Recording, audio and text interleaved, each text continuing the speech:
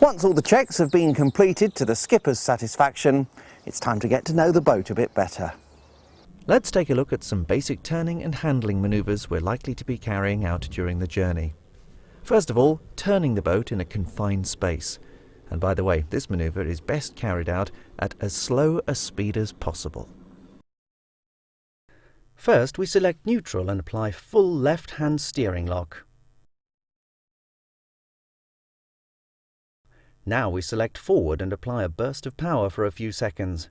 As we get close to the opposite bank, select reverse and use another burst of power. Leave the steering on a full left lock.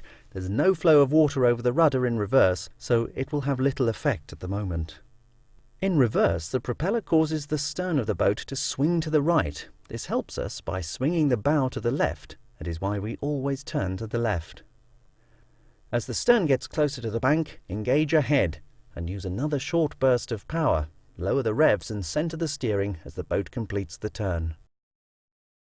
Okay, so for our next manoeuvre, we're going to turn the boat round in a confined space, 180 degrees.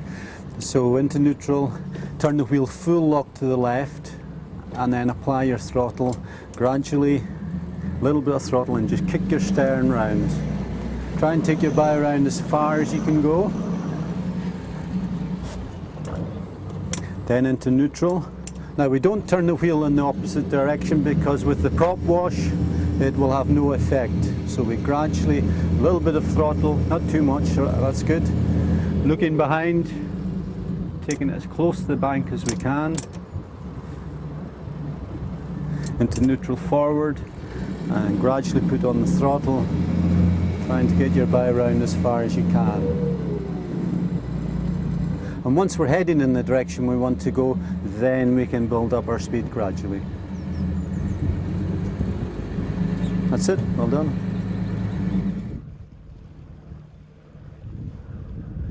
Next to reversing, which is always a little tricky because there's no water flow over the rudder to give us steering, and the propeller causes the rear of the boat to swing to the right.